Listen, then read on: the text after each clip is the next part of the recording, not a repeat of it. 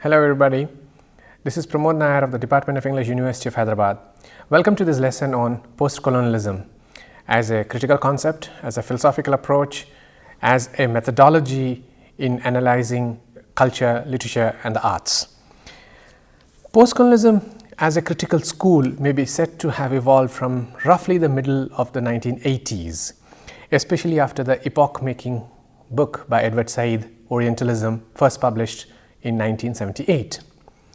However, postcolonial thought predates the book, and it can be found in the works, thought and activities of anti-colonial struggles, anti-colonial thinkers and philosophers such as Gandhi, Aimé Césaire, Frantz Fanon and others from the South American, African and Asian context. So, postcolonialism is essentially a critical approach that has evolved out of the anti-colonial struggles from nations that were formerly colonized. So, we now associate it with these three principal continents, Asia, South America and Africa, because these are the countries that were once colonized by European powers.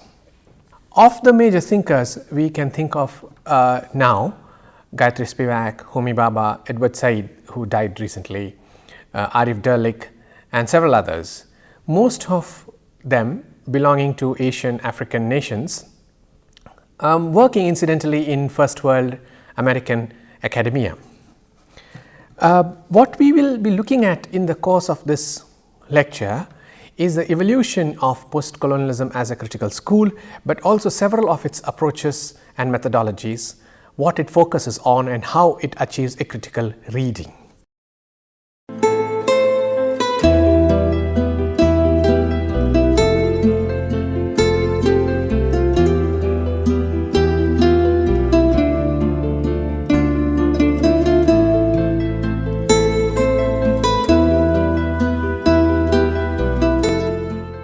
From roughly the latter half of the 19th century, several of the nations in Asia, South Africa, North Africa, nations such as Nigeria, Algeria and others, and South American nations were involved in anti-colonial struggles. These could be violent or non-violent, political, cultural and others, and it gave an impetus to a certain kind of thinking. Gandhi, for instance, was of the opinion that cultural nationalism, a pride in one's own culture, is central to the anti-colonial struggle. We can think in India of people like Bal Gangadhar Tilak, to whom I will return in a bit, who sought to revive certain cultural practices in the country and across certain cultures and regions as an answer to westernization. So, the anti-colonial struggle very frequently was of a cultural kind. The battle for independence was fought in the domain of knowledge and in the domain of culture. Now, if you think of Gandhi's focus on Swaraj, for example, he also linked independence with not just political independence, but with ideological concepts such as Swadeshi.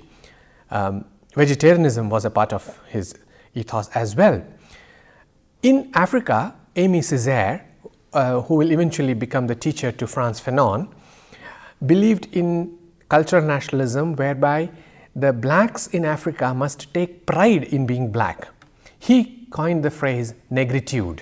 Negritude is a term that refers to the pride in one's own culture. It is about the pride that you take in your myths, your stories, your folk tales and traditions, which the British and other Europeans have categorized as primitive or pagan. So, negritude was a unifying force. Césaire treated it as something that would help the Africans come together. Be proud of being black is what Césaire said.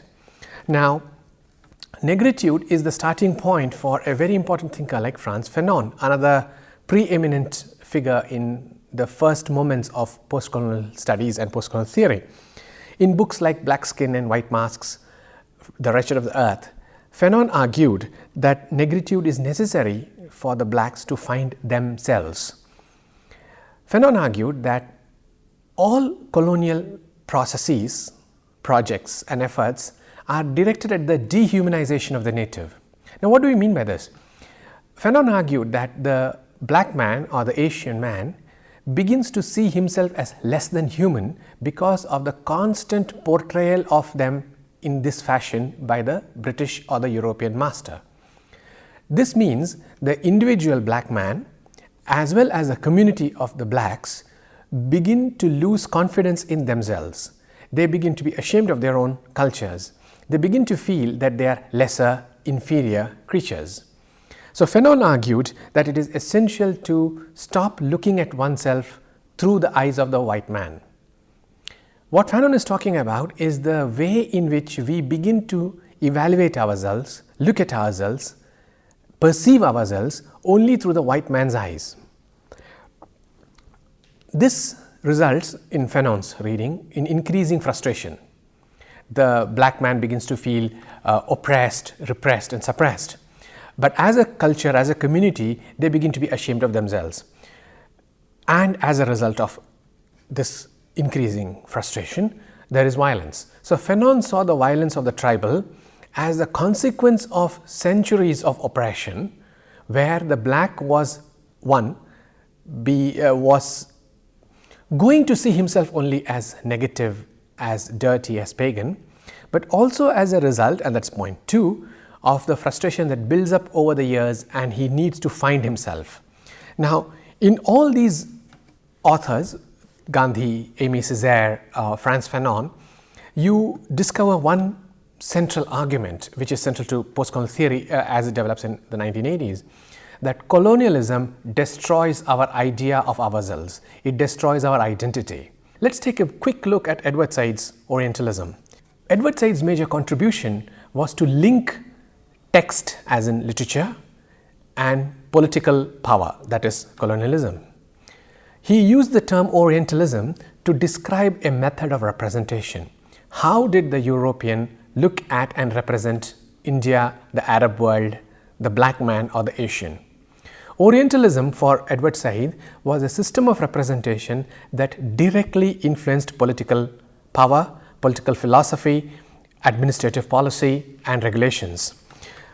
What we see from Edward Said's reading is this intrinsic connection between the production of a text or knowledge and what it results in. Said argued that the West begins by writing about the East in a certain way. It talks about it in a certain way. Having spoken about it for some centuries, it eventually becomes established as truth. This truth is what they use to decide administrative policy, state decisions, whether it's about education or whether it's about religion or whether it is about health. Therefore, what is important to see in Edward Said's analysis of the colonial condition is this link between knowledge and political power, political authority and political dominance. With Aimé Césaire, Fanon, Gandhi and others, and climaxing in Edward Said, you have the originary movements of post-colonial studies. To reiterate a point I have began with, post-colonialism is something that is associated with the critical thinking in formerly colonized nations in Africa, Asia and South America. It's a critical approach which acknowledges the role of race in the interactions between Europe and other parts of the world. It uses race as a critical category through which to look at Western writings about India, the Arab world, China and other places.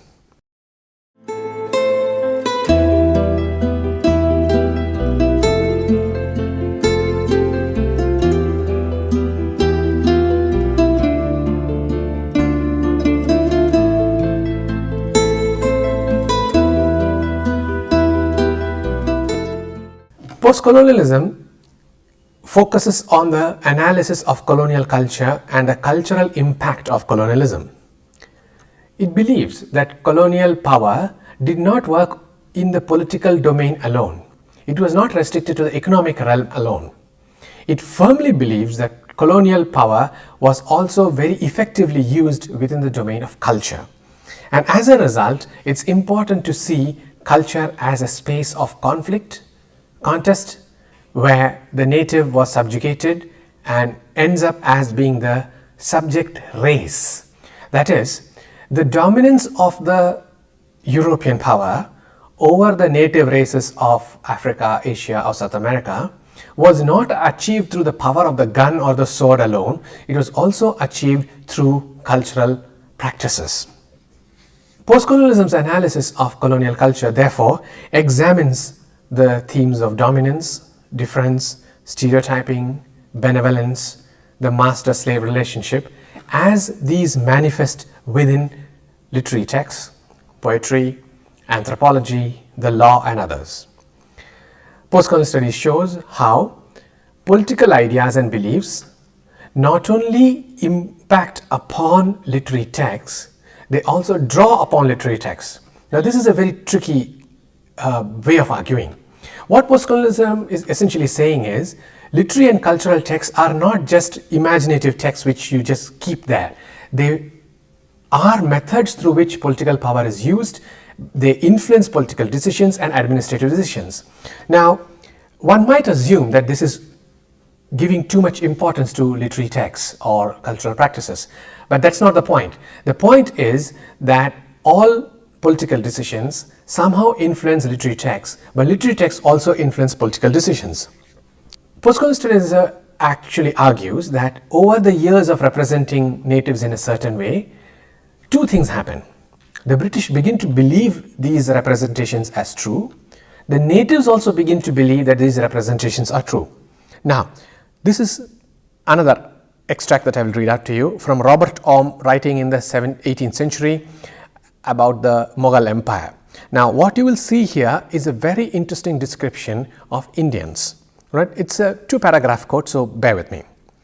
Quote, "The sailor no sooner lands on the coast than nature dictates to him the full result of this comparison. He brandishes his stick in sport and puts 50 Indians to flight in a moment. Confirmed in his contempt of a pusillanimity and an incapacity of resistance, suggested to him by their physiognomy and form, it is well if he recollects that the poor Indian is still a man." Robert Orme continues, "The muscular strength of the Indian is still less than might be expected from the appearance of the texture of his frame." Look at what he's next saying. "2 English sawyers, as in people who saw, have performed in one day the work of 32 Indians. Allowances made for the difference of dexterity, the advantage of European instruments, the disparity is still very great." Now, what he is saying is something very interesting. He is saying 2 English carpenters can do the work of 32 Indians in one day. What does that imply? He is suggesting, and this is a stereotype, please remember, that will last for years, that the Indians are fundamentally lazy. This is Robert Orme's individual opinion. But Robert Orme's opinion is taken up by James Mill, who writes a 3-volume history of British India. That volume, the set that I just mentioned, James Mill's book, published in 1817, becomes the textbook on which Indian civil servants are trained by the British at Haileybury College before they come to India. Now, you see this transition, and this is precisely what I want to emphasize for you. One man's opinion becomes a textbook, one man's opinion becomes a doctrine, and one man's opinion enters administrative policy. What is important is that this is a stereotype. A stereotype is a system through which an entire tribe or community or group is essentialized. It's condensed or compressed into one particular image. More dangerously, this is the truth that becomes accepted by the native as well. You see, by the mid-19th century, Indians were reading English texts. The syllabus was determined by English teachers. The literature was English. These English texts carried such stereotypes of the Indians. So having read those, we internalize those stereotypes about ourselves. This is what I meant when I said we begin to see ourselves through Western eyes. We read English books and begin to see ourselves as the West sees us, as the European sees us, which is why postcolonialism focuses so intensely and intensively on colonial cultures, because culture is a weapon in the hands of the colonial master.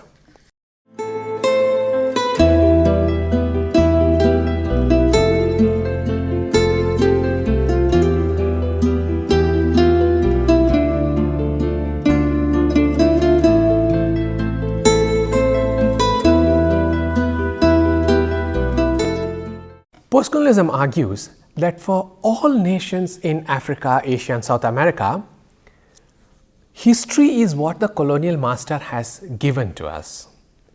History is what has been taught to us by the British in a certain way, in certain textbooks and so on. Our history will always therefore be produced by the West, and we will only be consumers of that history. Here is a statement by Australian Aboriginal author Sally Morgan, which I think captures very well the argument I am about to make. Sally Morgan says, "All our history is about the white man. No one knows what it was like for us. A lot of our history has been lost. People have been too frightened to say anything. There's a lot of history we can't even get at." Now, this is a very important point she is making. What Sally Morgan is saying is, there is no way I can understand my tribe's history except by reading a British book. There is no way I can understand my local culture except by looking at a Western text on the subject. Now, if you want to understand this as a larger effect, if you look at, say, history being produced by research scholars in India or anywhere else, if you want to do a history thesis or a history research project on British India, you have to go to London to do this. You have to go to the British Library, London, where all the documents of the former India office are kept. Now, think about this a little bit. Why should we be forced to go to England to understand our own history? Why should we go to the British Library, London to write our own history? The answer is that's where all the sources are. Now, you see, this is the problem. Our history cannot be written by us here because the history has already been written in the West by Westerners from their particular points of view. We do not have a point of view, we do not have the resources, we do not have the methodology through which we can understand our own history. This is what Sally Morgan is saying. This is the history theme in postcolonial studies, and it has two very important components, as I have argued elsewhere. The first component is interrogating colonialism, and the second is retrieving history. Interrogating colonialism is the component in postcolonial studies and its history theme, whereby you begin to ask questions about how colonialism destroyed our histories, how colonialism rewrote our history.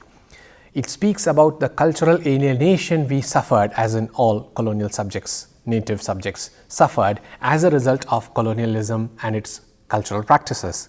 If you were to think of the novelist Chinua Achebe, writing in Nigeria, his novels are almost entirely about how native tribes, small ethnic groups, communities do not anymore understand their own histories. More worryingly, more troublingly, they understand their histories as the British have represented it. So, the interrogation of history is the interrogation of a colonial construction of history, where we ask, why is it that we see ourselves this way? Well, the answer is we see ourselves this way because that is how they have represented us. Now, in the second component of this, where the native retrieves history in postcolonialism, postcolonial studies and its practitioners insist that the natives produce their own history, that the natives write their own history. This writing of their own history is an important political and cultural act in post-independence societies in Asia and Africa. This involves the retrieval of pre-colonial memories, isolating colonial myths, separating it out, and hoping to retrieve our own folk traditions. For example, in Australia, we see somebody like Peter Carey, the Aboriginal writer Mudruru Narojan, formerly known as Colin Johnson, all writing novels and non-fiction, but all of them focus on writing the history of their country from their own perspective. How does an Australian look at Australia? How does an Aboriginal Australian look at Australia? For example, Mudruru has a very interesting insight into James Cook, the explorer who discovered Australia. He says everybody speaks about James Cook and his much celebrated arrival on the coasts of Australia. He says, but what is not remembered, what is not given notice of or given significance is the fact that after his arrival, the first bullet fired killed a Maori, killed a local tribal. But what Mudruru is saying is something more important than just the killing of one man. He is saying this incident of the death of a local is not recorded in Western histories. Why is that? Now you see, this is where the problem is. The white man's history will only see the arrival of James Cook as a major event to be celebrated. But for the natives, that history is very different, because the discovery of Australia starts with the murder of a native. The retrieval of history is precisely this essential recapturing of other stories to be narrated alongside colonial histories. Having talked about history, my next module will be a logical progression and the next step in that narrative, and that is postcolonialism and the nation.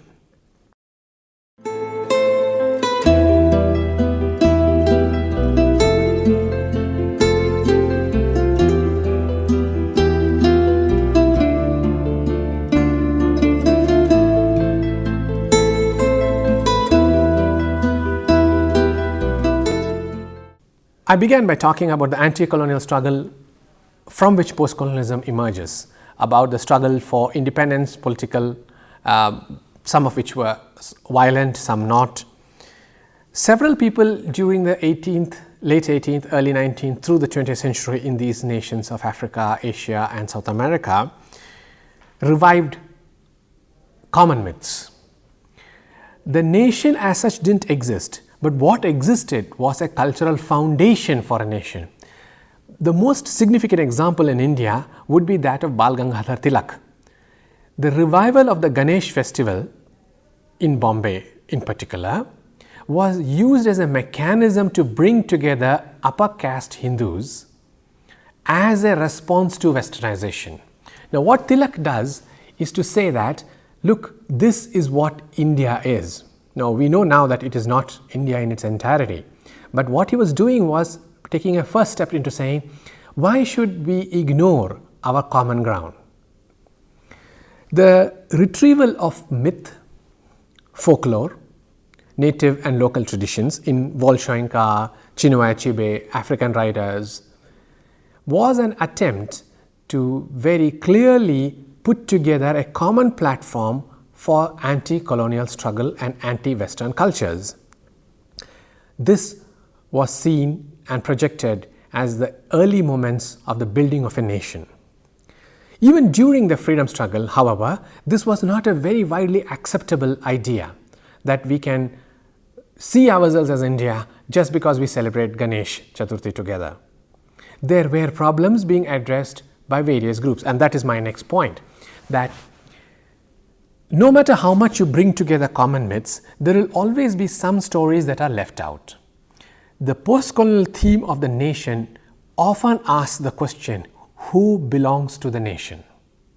Who are the people who are not only political citizens but also socially acceptable as citizens?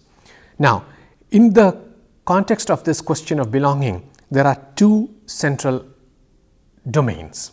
The first one is the minority question of belonging. The question that the Muslim League in India was asking and the tribal groups in Africa were asking is a simple one. Do all tribes, ethnic communities, minorities, religious minorities and others have the same sense of belonging to the nation? The answer is obviously no. Now the nation is something we feel we belong to. The nation is what we believe we belong to. And the point that I am trying to make here is not all groups feel they belong to the nation. So there is a minority question that the Muslim League was raising. The other question, and a question that has continued to be with us for some time now, is that of Dr. Ambedkar, who was asking the question, do the quote-unquote untouchable castes belong in India? And his answer was no. They do not belong to India. They do not feel they belong to India. They feel unsafe in India. Now, the question of belonging raised by the minorities and Dr. Ambedkar both refer to one central issue. Can we think of the nation as something to which all of us belong in equal ways? And what Ambedkar was saying was, because of the caste system, because of the unequal nature of social order, because of the injustices of Hindu society, many people do not feel they belong to India. many people feel they do not belong to a Hinduized India. Now, this is important, and that is where a lot of literature, whether by minorities or by Dalits, emerges also now from the northeast states of India. So, the theme of nationalism and national identity or national belonging also gives postcolonialism its next major theme in literature, as in postcolonial literature: who belongs to the nation? Now, the question is then, how does postcolonialism or post-colonial nations ensure that we all feel that we belong? Now, that is what troubled the Muslim League in India, Dr. Ambedkar, revolutionaries in South Africa and other African states, and South America. So, that is one part of the postcolonial question about nations and belonging. In the later 20th century, there is a related development that happens. This question about national belonging is also something that comes up in Western countries. For example, the arrival of the immigrant in England calls into question what the English nation is. Do the blacks in Britain become British? Are the Asians in Britain British? This is a question of belonging, let's not forget. Now, what's happening is England is rapidly becoming a multicultural nation. America is a multicultural nation. The question to ask is, do the blacks, the Chicanos, the Mexicans, the Indians feel that they belong to America and Europe and England? Or do they feel that they don't belong? Just as Dr. Ambedkar once asked of Gandhi and the Congress, do the lower caste, so-called, also feel that they belong? And he said they do not feel that they belong because of the caste system. Similarly, post-colonialism in the latter decades of the 20th century begins to ask this question: are the Asians in British? Do they feel they are British? So, we need to understand the significance of this very clearly. The question of the nation is a question of emotional and other attachments and belonging to the nation, which is what postcolonialism is now most deeply troubled by. The question of belonging is also rooted through language, and that is my next module: postcolonialism and the language question.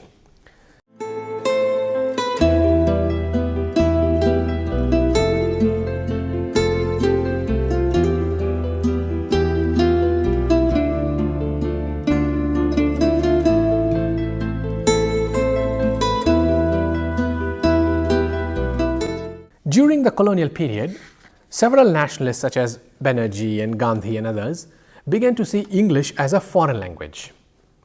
But most interestingly, they saw this foreign language as a weapon to be used against the foreign master. That is, the political arguments and debates about freedom were articulated in the language of the colonial master. Gandhi, for instance, was able to argue with the British in their own language. Was English a foreigner's language? Not quite, is it? Because you are able to make arguments for Indian independence in the language of the European master. Now, after independence, the issue changes. The question for Indian writers in English has been, should we continue to write in English? And Raja Rao famously in the preface to Kantapura said, it is almost impossible to write in a foreign language the emotions that are closest to the human heart in India. But, and this is important, contemporary writers like Rushdie and others see English as an Indian language. Rushdie famously spoke about the chutnification of English, whereby English becomes adopted, where English is also one of the Indian languages.